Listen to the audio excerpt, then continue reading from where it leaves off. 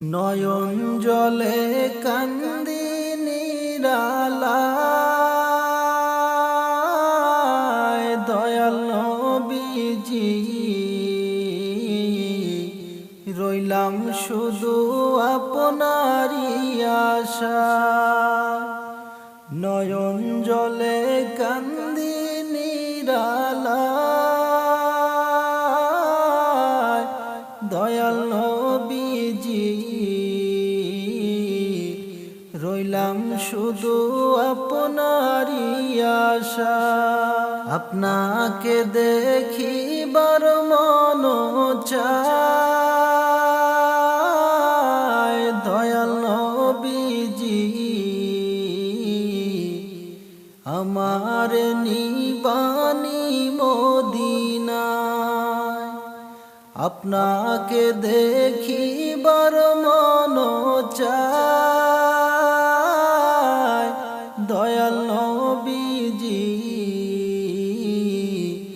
আমার নিবানি মদিনায়। জীবনে মরণে নবী আপনার চরণে, জীবনে মরণে নবী আপনার চরণে, এতিম বলে আশ্রয় নিদিবায়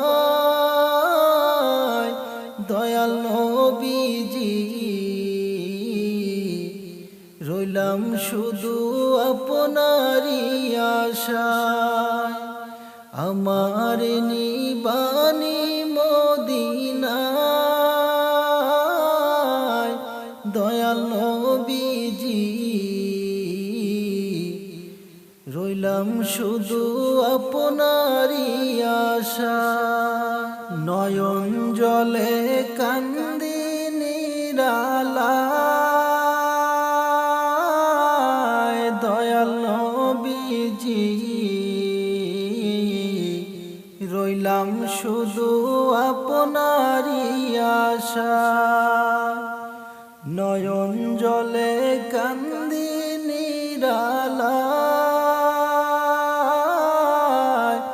দয়াল নবীজি রইলাম শুধু আপনারই আশায়। আপনাকে দেখিবার মন চায়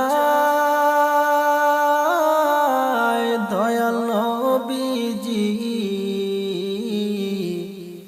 আমার নিবানি মদিনায়। আপনাকে দেখিবার মন চায় দয়াল নবীজি আমার নিবানি মদিনায়। সৃষ্টি কুলের সেরা আল্লাহ তাআলার পিয়ারা, সৃষ্টি কুলের সেরা আল্লাহ তাআলার পিয়ারা, উঠাইলেন আরশ মহল্লায় দয়াল নবীজি আমার নিবাইনি মদিনায়। উঠাইলেন আরশ মহল্লায় দয়াল নবীজি আমার নিবাইনি মদিনায়। সৃষ্টি কুলের সেরা আল্লাহ তাআলার পিয়ারা, সৃষ্টি কুলের সেরা আল্লাহ তাআলার পিয়ারা, উঠাইলেন আরশ মহল্লায় দয়াল নবীজি আমার নিবাইনি মদিনায়।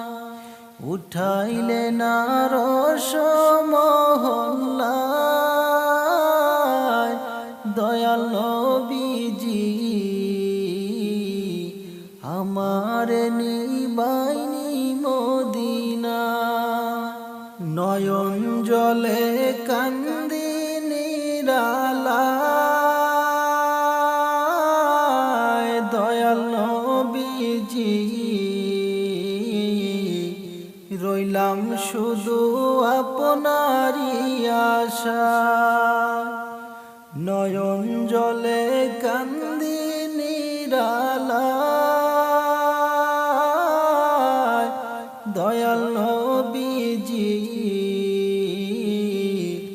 রইলাম শুধু আপনারই আশায় আপনাকে দেখিবার মন চায় দয়াল নবীজি আমার নিবানি মদিনায় আপনাকে দেখিবার মন চায় দয়াল নবীজি আমার নিবানি মদিনায় আপনাকে দেখিবার মন চায় দয়াল নবীজি আমার নিবানি মদিনায় আপনাকে দেখিবার মন চায় দয়াল নবীজি আমার নিবানি মদিনা নয়ন জলে কান্দি নিরালায় দয়াল নবীজি রইলাম শুধু আপনারই আশায় নয়ন জলে কান্দি নিরালায় দয়াল নবীজি রইলাম শুধু আপনারই আশায় না পড়িলাম নামাজ রোজা এই ভবেতে কি যে উপায় হবে আমার মরণে কি যে উপায় হবে আমার মরণে না পড়িলাম নামাজ রোজা এই ভবেতে কি যে উপায় হবে আমার মরণে কি যে উপায় হবে আমার মরণে নামাজ রোজা ছেড়ে আমি কি করিলাম নামাজ রোজা ছেড়ে আমি কি করিলাম মৌলা তুমি মাফ করে দাও গুনাহগারকে মৌলা তুমি মাফ করে দাও গুনাহগারকে ডানে মাটি বায়ে মাটি আমার কবরে ডানে মাটি বায়ে মাটি আমার কবরে আগুন জ্বালায়া দিবে আমার গায়েতে আগুন জ্বালায়া দিবে আমার গায়েতে তুমি যদি মাফ না করো মওলা আমাকে,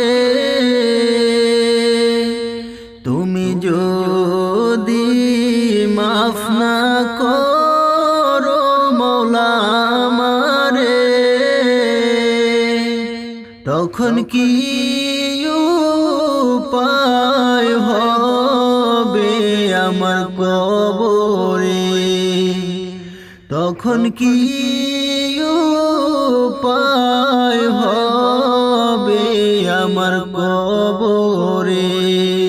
আলো নাই রে বাতি নাই রে ওই ঘরেতে,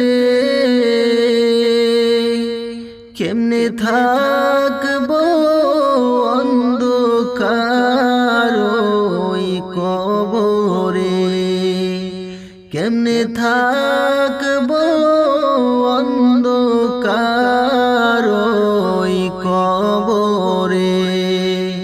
আলো নাই রে বাতি নাই রে ওই ঘরেতে, কেমনে থাকবো অন্ধকার ওই কবরে, কেমনে থাকবো অন্ধকার ওই কবরে। সাথী বিহীন কেমনে থাকবো ওই কবরে, সাথী বিহীন কেমনে থাকবো ওই কবরে। মওলা তুমি রহম করো আমারে, মওলা তুমি রহম করো আমারে। সাথী বিহীন কেমনে থাকবো ওই কবরে, সাথী বিহীন কেমনে থাকবো ওই কবরে। মওলা তুমি রহম করো আমারে, মওলা তুমি রহম করো আমারে। না পড়িলাম নামাজ রোজা এই ভবেতে, কি যে উপায় হবে আমার মরণে, কি যে উপায় হবে আমার মরণে। না পড়িলাম নামাজ রোজা এই ভবেতে, কি যে উপায় হবে আমার মরণে, কি যে উপায় হবে আমার মরণে। আমার কাজল বরণ পাখি রে, আমার কাজল বরণ পাখি রে, হঠাৎ একদিন যাইবারে উড়ে, ভাষায় মোর আখি রে।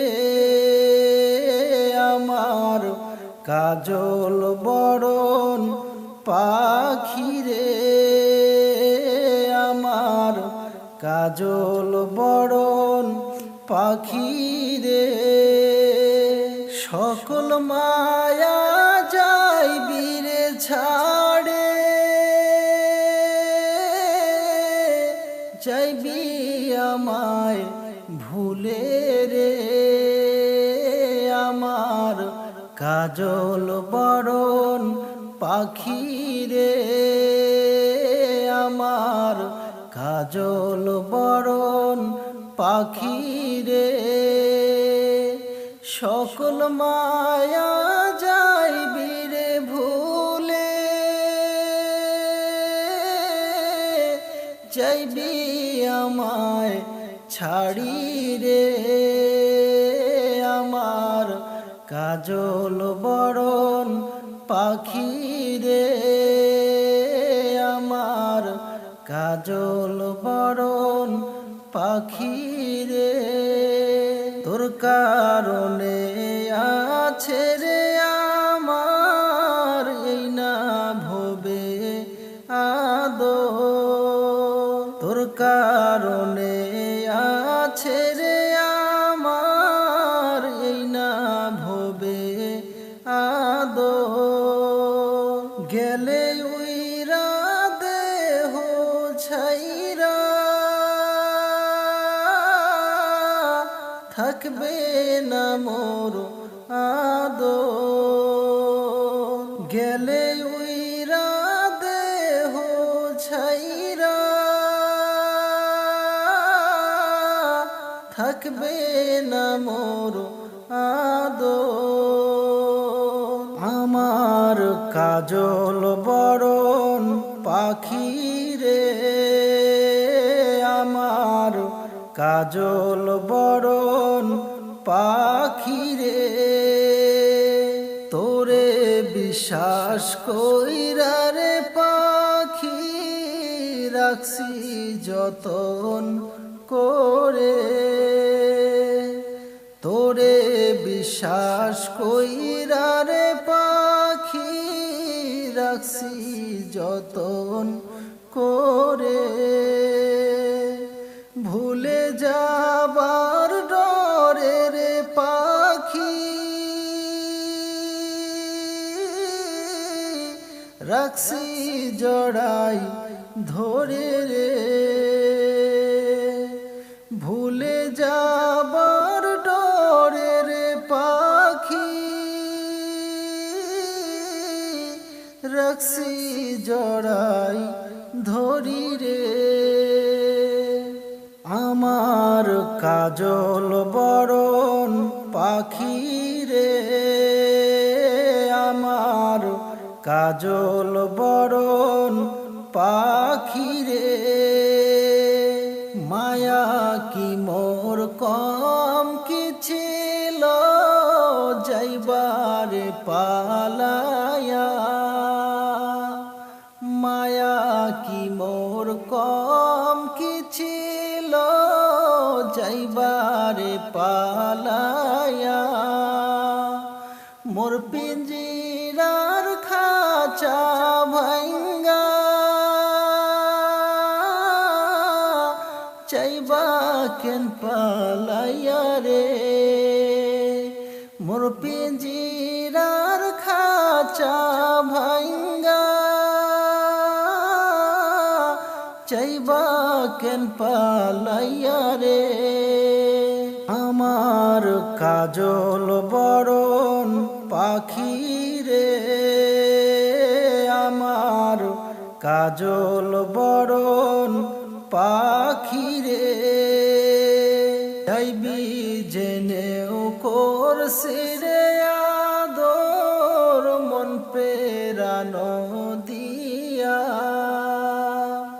যাইবি জেনেও করছি রে আদর মন পেরানো দিয়া যে জাগারি পাখি রে তুমি চাইবারে ফিরিয়া যে জাগারি পাখি তুমি চাইবারে ফিরিয়া রে আমার কাজল বরণ পাখি রে আমার কাজল বরণ পাখিরে হঠাৎ একদিন যাইবারে উড়ে ভাষায় মোর আখিরে আমার কাজল বরণ পাখিরে আমার কাজল বরণ পাখিরে মায়া কি মোর কম কি ছিল যাইবারে ভুলিয়া মায়া কি মোর কম কি ছিল যাইবারে ভুলিয়া মোর পিঞ্জিরার খাঁচা ভাঙ্গারে যাইবা কেন পালাইয়া রে মোর পিঞ্জিরার খাঁচা রে ভাঙ্গা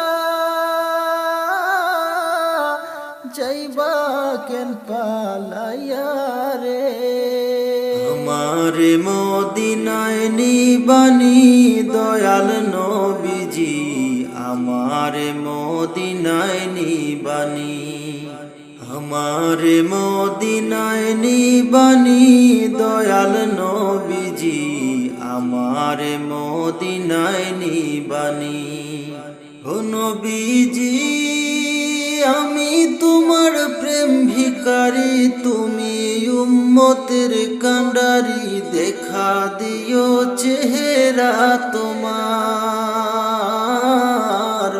দেখা দিও চেহারা তোমার ও নবীজি আমি তোমার প্রেম ভিখারি তুমি উম্মতের কান্ডারি দেখা দিও চেহারা তোমার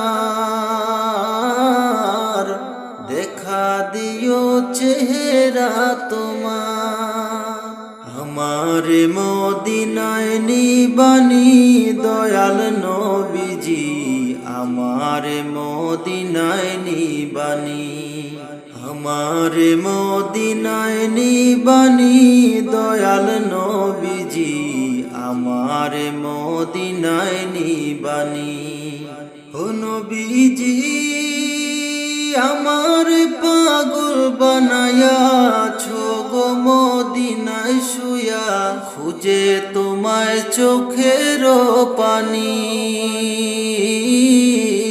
খুঁজে তোমায় চোখের পানি ও নবীজি আমার পাগল বানায়া গো মদিনায় শুয়া খুঁজে তোমায় চোখের পানি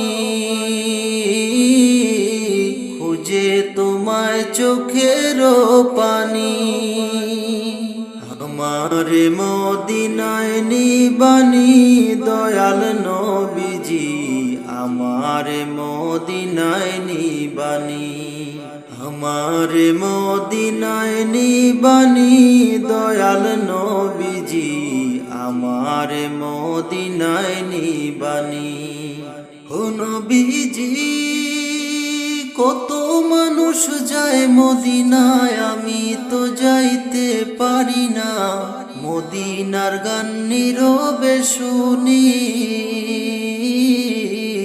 মদিনার গান নীরবে শুনি ও নবীজি কত মানুষ যায় মদিনায় আমি তো যাইতে পারি না মদিনার গান নীরবে শুনি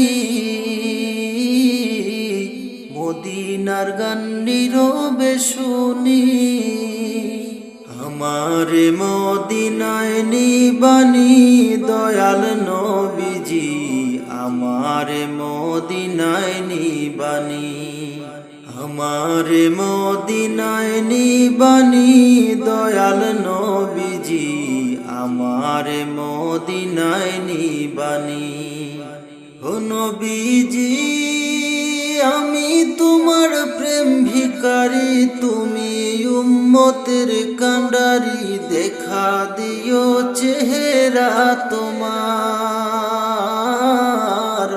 দেখা দিও চেহারা তোমার। আমার মদিনায় নিবানি দয়াল নবীজি, আমার মদিনায় নিবানি, আমার মদিনায় নিবানি দয়াল নবীজি, আমার মদিনায় নিবানি, আমার মদিনায় নিবানি দয়াল নবীজি, আমার মদিনায় নিবানি।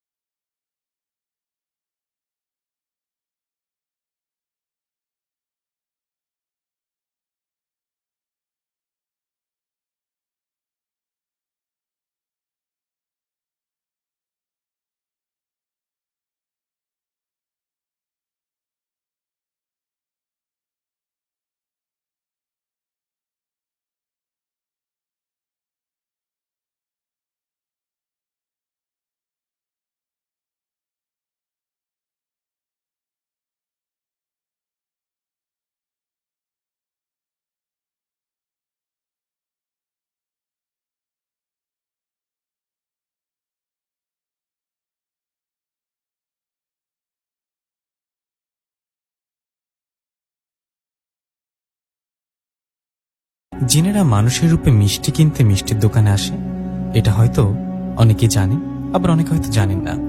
জিনেরা যে মিষ্টি কিনতে আসে এটা কিন্তু মিষ্টির দোকানদারেরা বুঝতে পারে, ওরা বুঝতে পেরেও কিছু বলে না।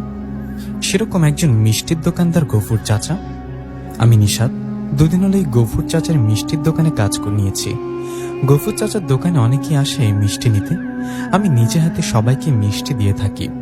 তেমনি একদিন রাতের ঘটনা, রাত 10টা বাজলে আমার দোকান বন্ধ করে বাড়িতে যাই। রোজ রাতের মতো সেদিনও দোকান বন্ধ করব এমন সময় একজন লোক আসে আমাদের দোকানে। লোকটা দেখতে বেশ অদ্ভুত, উঁচু লম্বা, পরনে জুব্বা টাইপের কিছু একটা। উনি এসে সালাম দিয়ে বললেন, এই যে ভাই, দোকান বন্ধ করছেন বুঝি, আমার কিছু মিষ্টি লাগতো। ওনার কথা আমি গফুর চাচার দিকে তাকালে গফুর চাচা আমাকে বলেন, নিশাদ তুই সর, আমি ওনাকে মিষ্টি দিচ্ছি। কথাটা বলে গফুর চাচা ওনাকে বলেন, ভাই বসুন, আমি মিষ্টি দিচ্ছি। কথাটা বলে ওনার কথা মতো মিষ্টি দিলেন গফুর চাচা। মিষ্টি নিয়ে টাকা দিয়ে চলে গেলেন সেই মানুষটা। উনি চলে যাবার পর দোকান বন্ধ করে বাড়ির দিকে হাঁটতে লাগলাম আমিও, গফুর চাচা। গফুর চাচা আমার বাড়ি একই গ্রামে। আমরা হাঁটছি এমন সময় গফুর চাচাকে বললাম, চাচা ওই লোকটা বেশ অদ্ভুত না, পরনে কেমন পোশাক পরা। আমার কথা গফুর চাচা বললেন, নিশাদ শোন, দুদিন আগে তুই আমার মিষ্টির দোকানে কাজ নিয়েছিস, তোকে কিছু বিষয় জানানো দরকার। আমরা যারা মিষ্টি বিক্রি করি, আমাদের মিষ্টি শুধু মানুষেরা কেনে না, মাঝে মধ্যে মানুষের রূপে এসে জিনেরাও মিষ্টি কেনে। গফুর চাচার কথা অবাক হয়ে বললাম, কি জিনেরা মিষ্টি কিনতে আসে, এটা কি সত্যি? আমার কথা গফুর চাচা আমাকে অবাক করিতে বললেন, হ্যাঁ এটা সত্যি, ওরা মানুষের রূপে মিষ্টি কিনতে আসে। একটু আগে দোকান বন্ধ করার আগে যিনি আসছিল তিনি সাধারণ কোনো মানুষ নন, উনি একটা জিন। কি বলো, উনি জিন ছিল? আমাকে অবাক হতে দেখে উনি বললেন, হ্যাঁ উনি জিন ছিল। আমি জিনদের দেখলে বুঝতে পারি, ওদের উচ্চতা, কথাবার্তা ও পোশাক দেখলে ধারণা করতে পারি। একটু আগে যে জিনটা আসছিল উনি এর আগের আমার কাছে অনেকবার মিষ্টি নিয়েছে। শুধু উনি না, ওনার মতো অনেকে আসে মিষ্টি কিনতে। আমি বিষয়টা বুঝতে পারি কিন্তু কখনো কিছু বলি না, ওনারা আমাকে কিছু করে না। তুই আমার দোকানে কাজ করবি তাই তোকে বিষয়টা বললাম। কখনো ওরকম কেউ আসলে নরমভাবে থাকবি, ওদের সাথে কথা বলবি, ভালো ব্যবহার করবি। গফুর চাচার কথা একটু একটু ভয় করলেও ওনাকে বললাম, ঠিক আছে চাচা, তাই হবে। এই বলে দুজনে গল্প করতে করতে বাড়িতে চলে গেলাম। বাড়িতে যাবার পর মাকে ডাকলে মা বললেন, আসছিস বাবা, যা হাত মুখ ধুয়ে নে, আমি খাবার দিচ্ছি। মায়ের কথায় আমি হাত মুখ ধুয়ে খাবার খেতে আসলাম। এসে মা, বাবা ও আমি তিনজন খাবার খেতে লাগলাম। খাবার সময় বাবা বললেন, তা হ্যাঁ রে, কাজ কেমন চলছে তোর? এত কিছুর কাজ থাকতে তোর মিষ্টির দোকানে কাজ করতে হবে কেন? বাবার কথার জবাবে আমি বললাম, বাবা কোনো কাজই ছোট না, বড় হয়েছে, কাজ করতে তো খেতে হবে, তাই না? আল্লাহ দিলে আমাদের বেশ ভালোই জমি জমা আছে, আমি কাজ না করলে আমাদের সংসার চলবে, তাই বলে কি কাজ করব না? মিষ্টির দোকানে কাজ করেছি, এটা একটা নতুন অভিজ্ঞতা হচ্ছে কাজের, এটা করতে থাকি, দেখি সামনে কি করা যায়। এই বলে খাবার খেয়ে চলে গেলাম ঘরে। আমি ঘরে গিয়ে একটু পর ঘুমিয়ে পড়লাম। পরের দিন সকালে যথারীতি খাবার খেয়ে চলে গেলাম দোকানে। দোকানে যাবার পর দোকান করছি। গফুর চাচা আমাকে বলছিল, মানুষের রূপে মাঝে মাঝে জিনেরা আসে। আমি শুরুতে বিষয়টা বুঝতে না পারলেও পরে বুঝতে পারি। জিনেরা আসে কিন্তু আমি নর্মালি তাদের মিষ্টি দিয়ে দেই। এভাবে চলে যায় কয়েকটা দিন। কয়েকদিন পর এক দুপুরবেলা আমরা দুপুরের খাবার দোকানে বসেই খাই। দুপুরের খাবার শেষে গফুর চাচা আমি গল্প করছি, এমন সময় একজন বৃদ্ধার মতো লোক আসলেন। ওনাকে দেখে আমি সালাম দিলাম। আমার সালামের উত্তর দিয়ে উনি বললেন, এই দোকানের মালিককে? তখন গফুর চাচা বললেন, যে বলুন, আমি দোকানের মালিক। গফুর চাচার কথায় উনি বললেন, কাল আমার ছেলের বিয়ে, কিছু লাগতো, আপনি কি কালকে টাটকা কিছু মিষ্টি বানিয়ে দিতে পারবেন? ওনার কথায় গফুর চাচা বললেন, হ্যাঁ হ্যাঁ বানিয়ে দেওয়া যাবে, আপনার কতগুলো মিষ্টি লাগবে বলুন। তখন উনি বললেন, আমার 2 মণ মিষ্টি লাগবে, আপনি দুটো বড় হাঁড়িতে 2 মণ মিষ্টি দিতে পারবেন তো? ওনার কথায় গফুর চাচা খুশি বললেন, হ্যাঁ হ্যাঁ পারবো, সমস্যা নেই। তখন সেই লোকটা বললেন, আমি কিছু টাকা অগ্রিম আপনাকে দিয়ে যাই, আর বাকি টাকাটা কাল মিষ্টি পৌঁছে দিয়ে নিয়ে আসবেন। ওনার কথায় গফুর চাচা একটু অবাক হয়ে বললেন, মিষ্টি আবার পৌঁছে দিতে হবে বুঝি, তা কোথায় পৌঁছে দিতে হবে? আপনার বাড়ি কোথায়? গফুর চাচার কথায় উনি একটা জায়গার নাম বললেন। সে জায়গার নাম শুনে গফুর চাচা বললেন, আপনি যে জায়গার নামটা বললেন সেদিকে তো তেমন বাড়িঘর নেই। গ্রামের মেঠো পথ ওদিকে যেতে আবার একটা বড় আম বাগান পেরিয়ে যেতে হয়। মাঝে মধ্যে একটু ভয়ের ঘটনাও নাকি ঘটে ওদিকে। গফুর চাচার কথায় লোকটা বললেন, চিন্তা করবেন না, ওখানে তেমন কিছু হবে না, কারণ আপনারা মিষ্টি পৌঁছে দিবেন দিনের বেলা। আপনি কাল বিকালবেলা কোনো ভ্যানে করে মিষ্টিগুলো নিয়ে আসবেন, আমার লোক থাকবে ওখানে। আপনি ঠিকমতো চলে গেলে আমার লোকগুলো মিষ্টিগুলো নিয়ে টাকাটা দিয়ে দিবে।